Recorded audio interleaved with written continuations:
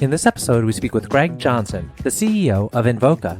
Gregg is a seasoned software leader who previously led Salesforce Marketing Cloud's social marketing product line, where he integrated $1 billion of M&A investments into the Salesforce product portfolio.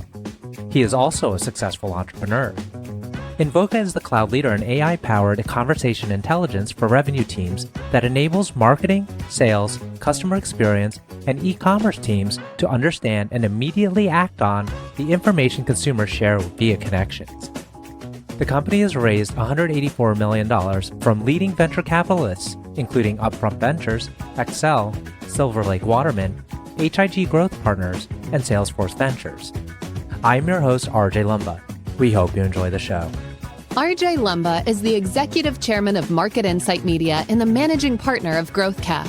He is the host of Great Entrepreneurs, a podcast for driven entrepreneurs and business owners.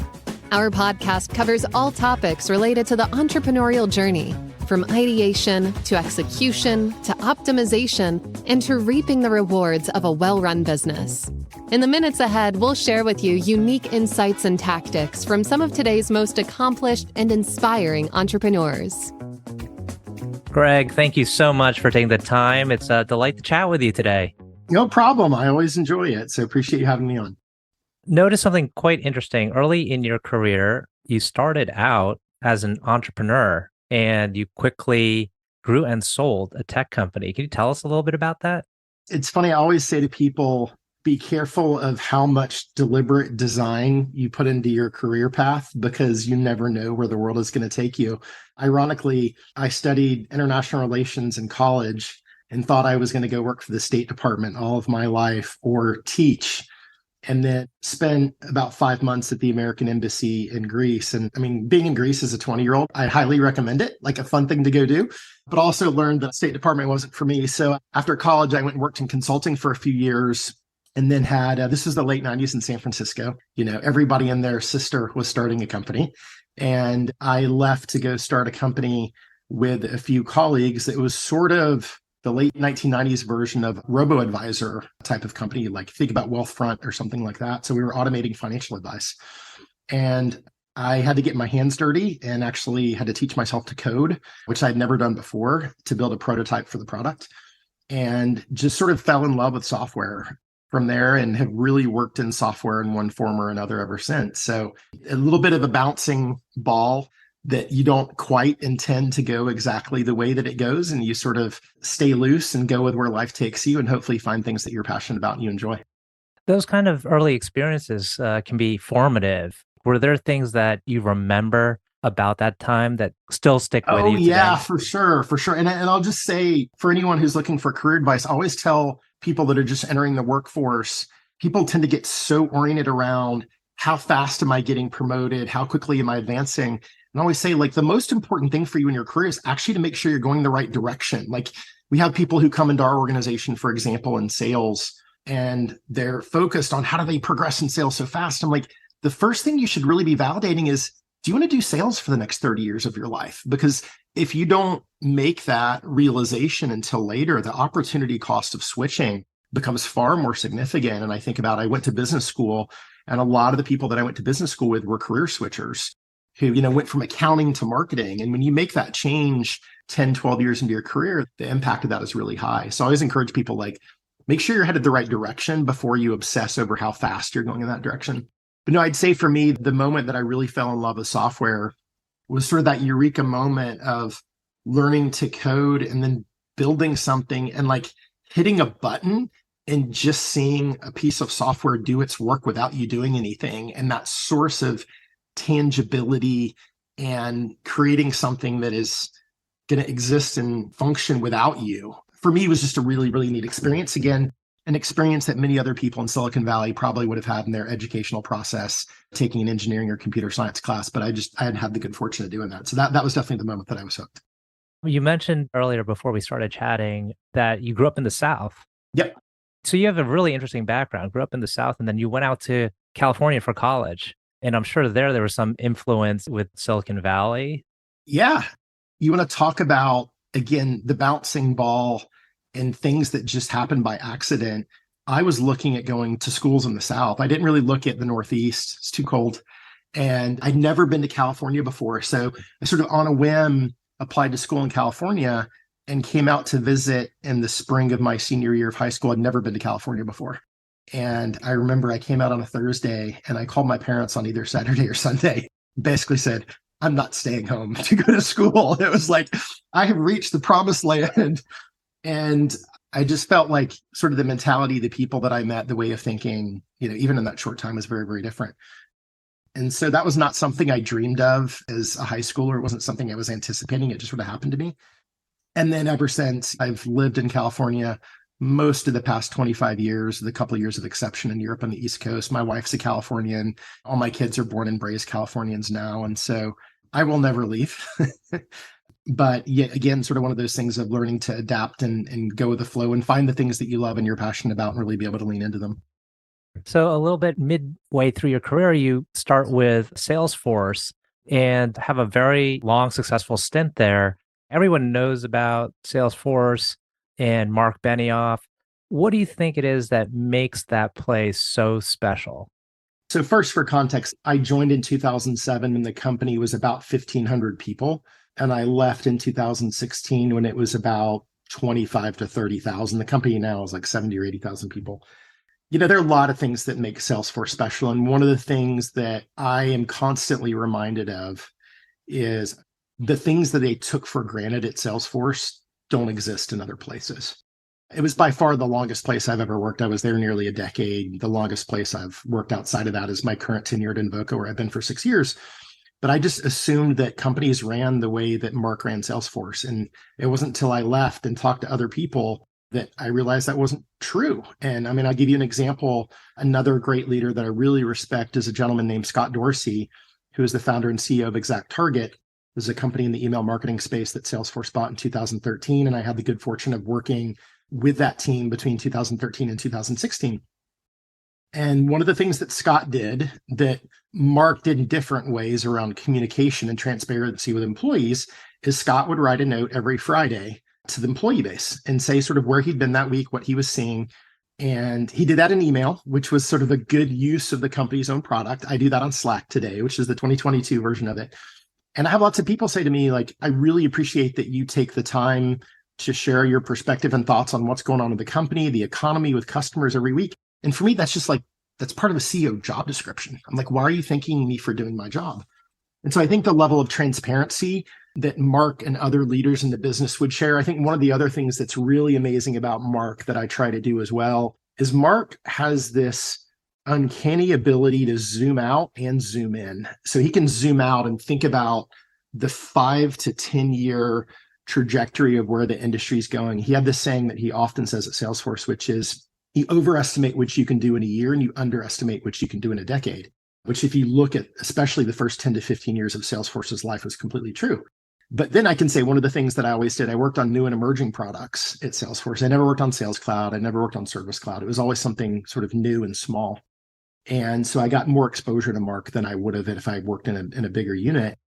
And we would always joke around. We had a saying, which is beware of flying too close to the sun, which is if you were working on something that had Mark's attention, Mark would zoom in to the most granular level of detail. Like if you're launching a new product, you go into a meeting with Mark and you're like, hey, does the guy understand what this product is and who it's for? And 5 minutes into the meeting, he's like, hey, I noticed in the second paragraph of your copy on the website that you're describing the product this way. Are you sure that's the right value prop? So I think Salesforce really built this ability in leaders to zoom in and zoom out, to think about the big picture, but also it was not a culture of, oh, my team will go do that. It was a culture of rolling up your sleeves, getting stuff done, paying attention to details. And I think if you see the massive ecosystem of Salesforce alums who are now being successful, I think you see a lot of that attitude permeate the companies that they're in. So do you think it is that transparency and just consistent communication that enables a company to scale that quickly with that many people? For sure. And I would say one of my biggest learnings of being a CEO over the past 6 years is I spend a lot of time on communication. It's something that I put a lot of thought of attention to. I think I'm pretty good at. And yet, despite being relatively good at it, and despite putting a lot of time and attention to it, I consistently find that my efforts to drive communication and clarity to the company of only 450 people still fall short. And I think that's certainly exacerbated by the world that we live in today, where our company now, like for example, when I joined the company, we had 70 or 80% of our employees in one location. Today, we have one office. We have less than 10% of employees that are even in theory in that office. They're not even in that office day to day. We're an entirely remote company today. And so I think providing clarity in communication and what goals you're trying to do is crucially important. Salesforce was really good at that. They had a process called the V2 MOM, which you can read about. It's a way of articulating what are the company's priorities and really trying to drive that down in the organization.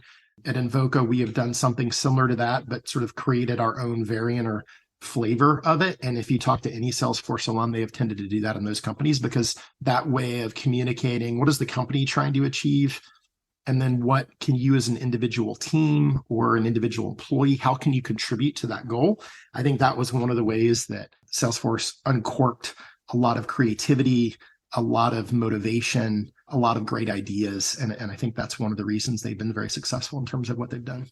And has the culture and feel of Invoca changed due to this shift towards a more hybrid or remote model?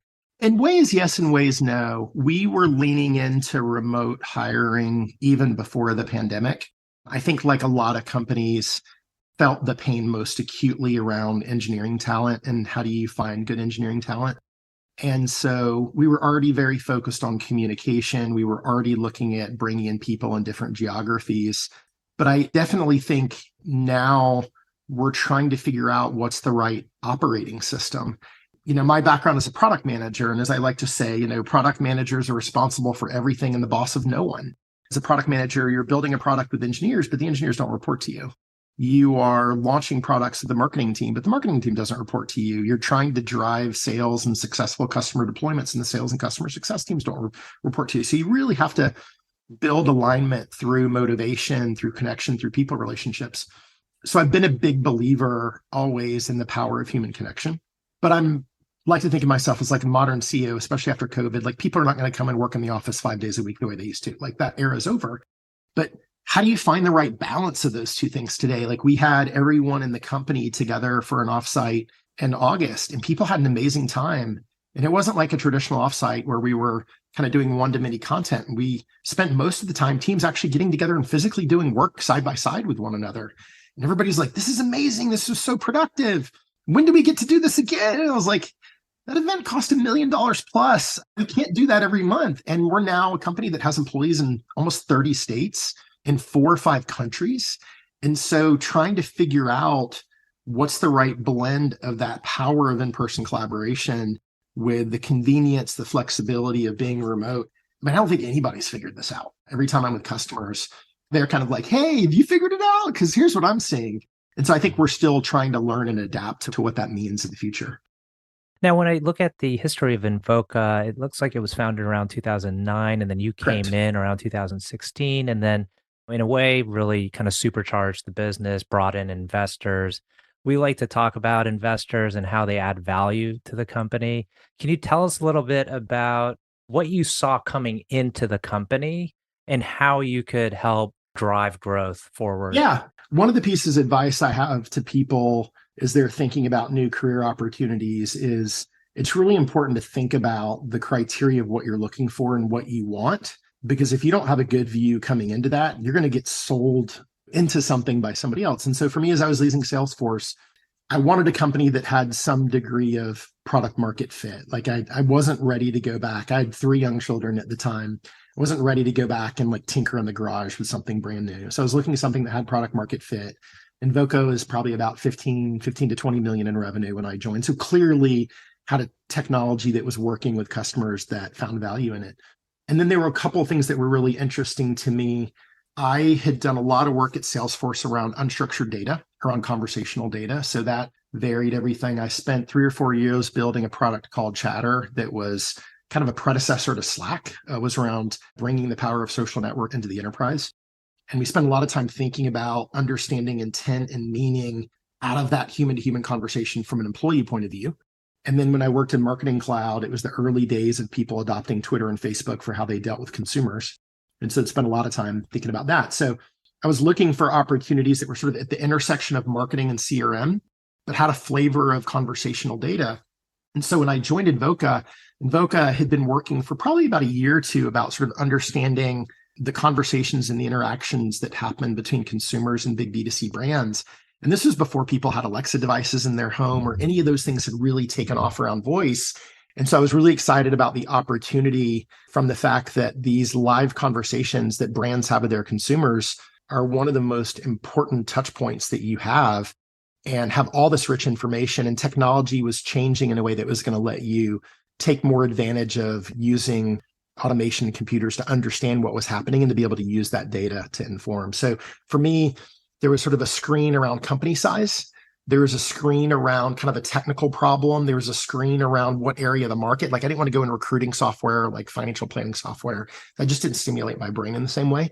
And then there was also a personal connection. So Upfront Ventures is the largest investor in Invoca. The managing director of Upfront is a gentleman named Mark Suster, who had sold a company into Salesforce about 6 months after I joined. And Mark didn't stay at Salesforce particularly long, but I ended up taking over product management for his team. And so we got to know each other. And the other thing for me, I'm pretty authentic as a leader. I'm not kind of a fake it till you make it person. I am who I am. And so it was important for me to go work with investors to where I had a trusted relationship where I could come in day one and say, I approached my first board meeting. I'm like, I don't know how board meetings work and all this hocus pocus around unanimous written consent. I'm just going to pretend like it's a Mark Benioff meeting, which is like, what's your product? How do you talk about it? How's it delivering value to customers? And I'll figure out all the other stuff later. And going to work with investors that I trusted and had a relationship with me, let me take that approach as opposed to trying to be somebody who I wasn't from day one. And as you've brought in other investors in subsequent rounds, has your approach changed? Because presumably the company's at a different stage and it has different needs. So how have you evaluated the appropriate investor for that time in the company's life? And I think I say when I talk to entrepreneurs who are, I call it doing God's work. I'll talk to entrepreneurs who are, doing seed rounds, A rounds, B rounds. They're like, I can't believe you run $100 million revenue company. My reaction is, I can't believe you're starting a company from scratch. So it's a mutual admiration society. But I say to them, go talk to the right people, do everything you can to get the best valuation. But at the end of the day, what you really need to do is look yourself in the mirror and say, these are people I'm going to be working with for the next decade. And being an entrepreneur or CEO is an emotional roller coaster of a job. And these are going to be the people that are with me at the highest highs and the lowest lows. And so I think understanding who you're going to be working with is critically important. I'll give you an example. We raised an $80 million plus round in June of this year. There's a firm called Lake Waterman that led that round. I met the Silver Lake team in 2018, and we had spent time with one another. They understood what we were trying to do with the business. They're an investor in a company called Telium, who's a partner of ours. So I share a passion for surfing with the CEO of Telium. So he and I had always gotten along very well, a guy named Jeff Lunsford. And I felt like I knew the Silver Lake team well. The Silver Lake Waterman team felt like they knew me well. They'd seen me talk about what we were trying to do with the business in 2018, 2019, and then they could look at our track record of execution. So we were both very much known quantities to one another. I think another thing is kind of the right level of fit. Like Silver Lake Waterman is not a go, chase the absolute highest growth company that in 2020, 2021 was burning capital on fire to try to chase an extra 5 or 10% of growth. They're sort of a pragmatic, moderate, grounded, be smart about how you deploy your capital, go drive the most growth you can, but don't go crazy. That sort of fits our management style. And so for us, going through that process of getting to know each other over 2.5, 3 years gave them a lot of confidence in investing in the company and the leadership team, and gave us a lot of confidence that the way that we were going to run the company, the Silver Lake Waterman team will challenge us with the rest of our investors, but they're not going to try to contort us to doing something and being something that we're not. And I think finding that fit is really important because, especially if you haven't been through fundraising before, you're like, oh, I get a 10% higher valuation with these people. I'm like, you better be really comfortable that you're going to be on the roller coaster with these folks, and the highest highs and the lowest lows. Those lows are going to be really challenging. And so making sure that you've got somebody that you're ready to work with for a decade or more is really important. Well, you work with a whole set of investors. Is there anything that has surprised you to the positive, during this journey about how an investor was able to help the business? I think you learn that different investors have different strengths. And hopefully they realize those strengths and those lean into those strengths. So I'll give you a view on some folks on our board. So Mark, for example, from Upfront is just an amazing marketer and can think about marketing and the brand in a way that's very different from anybody else. He also has a tremendous network. And so when we go into fundraising mode, or we did our first acquisition a year and a half ago, like strategic transactions, Mark is incredibly helpful, incredibly helpful. We have another independent director named Brett Queener, who is actually an ex-Salesforce exec. And Brett has the longest operating history of anybody on our board. So when we're going through the budget and we're looking at all the different ratios of how much are we spending on sales and marketing or R&D, or we're looking at various operational components, you can sort of see the whole boardroom look at Brett and be like, Brett, what's your take on this? They know that's his sweet spot. Even Choi from Accel is a great mind around technology, and specifically marketing technology, is super helpful with me thinking about product strategy, thinking about like benchmarking. I think about Scott Hilbo from H.I.G, great quantitatively in looking at the business the way an investor will look. So I think what you learn is that different investors bring different things to the table. And then how do you lean into those things and get the most out of them? And then hopefully they'll also be aware of where their strengths are and what their limitations are, so that the person is a financial whiz isn't the one who's sitting there telling you like, you really need to think about your PR strategy like XYZ, when they haven't actually really done stuff with PR before. And I think most investors are pretty self-aware and they understand what they bring to the table. And then when they don't have that knowledge or expertise themselves, they're really happy to go help you find that, within their networks. Well, we're coming up on time. This has been a great conversation. I'd like to end with one last question. I think it's super interesting that you started out with a degree in international relations. What causes are you most dedicated to? I think for me, education is a big thing. Like, as I think about my career and where I ultimately want to go, I've warned my spouse that I will never quit working. I don't know how I will retire. And it's not because I want to work all my life. It's because for me, as I go through my career, I'm super interested in intellectual stimulation. That's how I sort of stay young and stay fresh. And I have kind of an interesting family background. My mother's actually English. My grandfather was in the Royal Navy, and my mom traveled around a bunch when she was growing up. She lived in Japan. She lived in New Zealand. That's how she ended up in the States, as my grandfather was stationed in DC.